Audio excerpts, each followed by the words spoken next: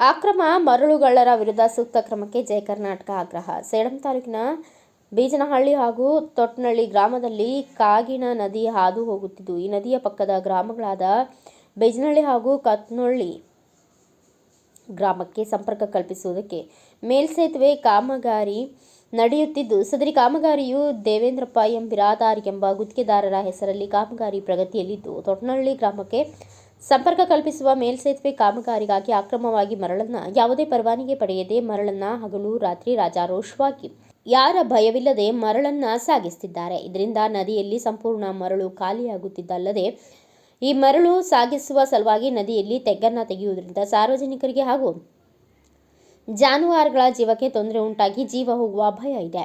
ಅಕ್ರಮ ಮರಳು ಸಾಗಿಸುತ್ತಿರುವ ದೇವೇಂದ್ರಪ್ಪ ಎಂ ಬಿರಾದಾರ್ ಅವರ ಅಕ್ರಮ ಮರಳು ಸಾಗಾಣಿಕೆ ತಡೆಯುವಲ್ಲಿ ಪೊಲೀಸ್ ಅಧಿಕಾರಿಗಳು ಸಂಪೂರ್ಣ ವಿಫಲರಾಗಿದ್ದಾರೆ. ಅಕ್ರಮ ಮರಗಳ್ಳರನ್ನ ರಾಜಾರೋಷವಾಗಿ ಮರಗಳನ್ನು ಹಿಟಾಚಿ ಮುಖಾಂತರ ಟಿಪ್ಪರ್ಗಳ ಮುಖಾಂತರ ಮರಳು ಸಾಗಿಸುವುದರಿಂದ ನದಿಯ ಅಂತರ್ಜಲ ಕುಸಿತಿದೆ.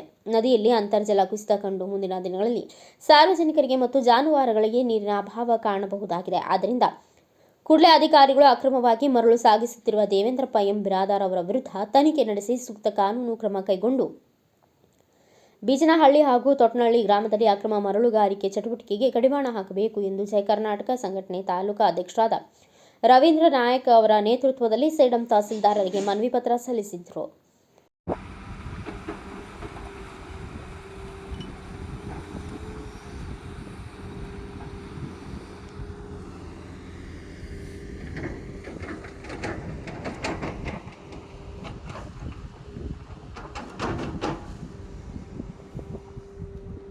ಈ ಸಂದರ್ಭದಲ್ಲಿ ರಾಮು ಮೆಕ್ಯಾನಿಕ್, ಶರಣು ಬುಡಸಣಿ, ರವಿಕುಮಾರ್ ಉಡುಗಿ, ನರೇಂದ್ರ ರೆಡ್ಡಿ, ನಾಗುದೊರೆ ಉಪಸ್ಥಿತರಿದ್ದರು.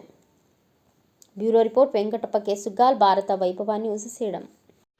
Thanks for watching. Read, discuss and debate with editor Dr. Yan Prashant Rao. Wanted reporters in print, digital and visual media for Bharat Vaibhav Daily Newspaper, BV News 5 Channel and BV Fast Web News from all the talukas of Karnataka, Goa and Maharashtra. If interested, send your resume to 9019229369.